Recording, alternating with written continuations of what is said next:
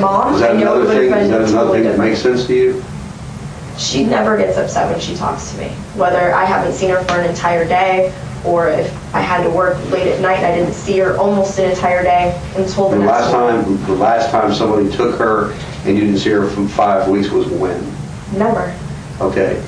Now, you haven't seen her in 5 weeks. She's not seen you in 5 weeks. No.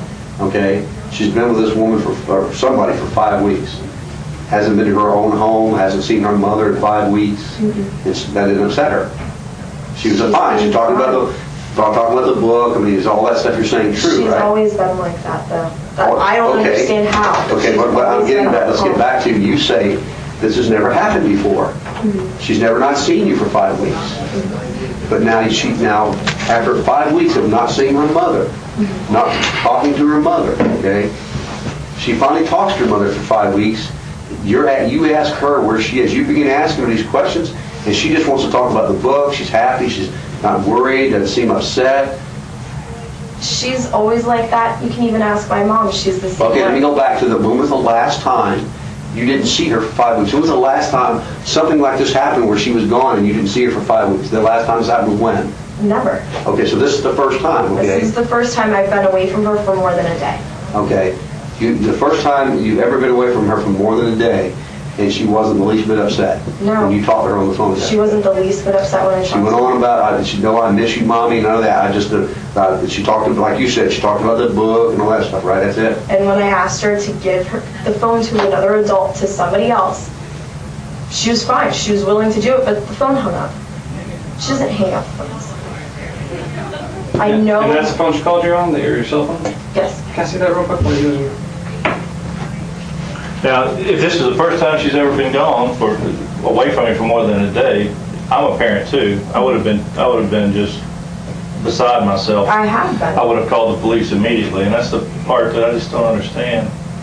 Well, we've got so many resources out there that we could help on day one. You didn't know what to do. I didn't know what to do. At that point, I'm thinking, okay, they haven't been gone that long. Maybe I can find them. Maybe I can track them down. That first day. They haven't been gone that long. That first. Yesterday, right? No, that very first day that all of this happened, that I went to pick up Caylee and she wasn't there. Initially, my thought is that they went out to do something for a little bit. Maybe I just missed a phone call. Maybe I didn't get the call or the text message. Maybe something fell through the crack.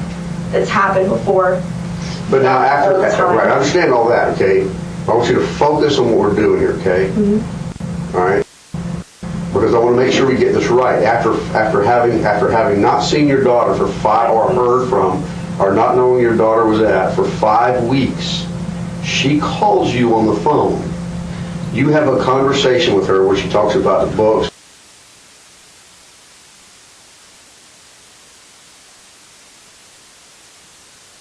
She can't. Hold on. Let me finish. Yep. You have this conversation with her after not seeing or hearing from her for 5 weeks. The phone call's terminated. You don't get a chance to talk to an adult, okay? The very next thing you do after that is what? Call the police? But must have called the police right after that. Did you call the city police, or do you remember who you called?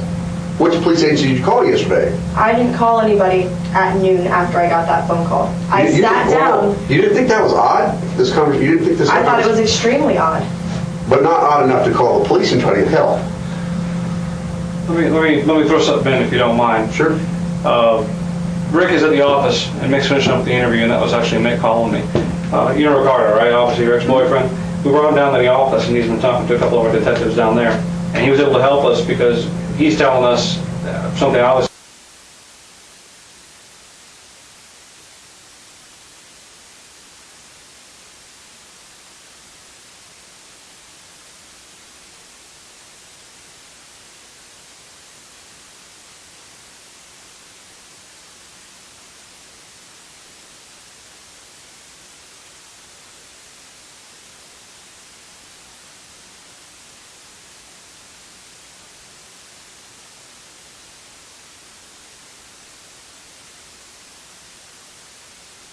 The 9th of this month, when you're staying at your other boyfriend's house, Tony, the rest of the month? He'd been out of town, so I was staying over at another friend's place while he was gone.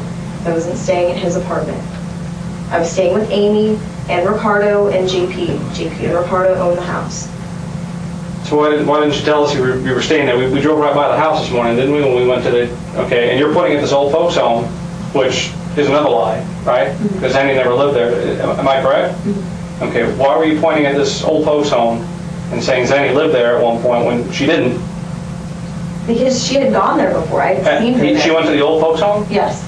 But you never dropped your kid off to her at an old folks home. You never went into the old folks home and went to an apartment with her. No. Yet across the street from this old folks home, right there in Glenwood, is where Ricardo lives, with Amy and JP, all of whom are at our station talking to our detectives right now. So obviously, you know, we're not stupid, okay? And what you're doing right now is you're treating us like we're stupid.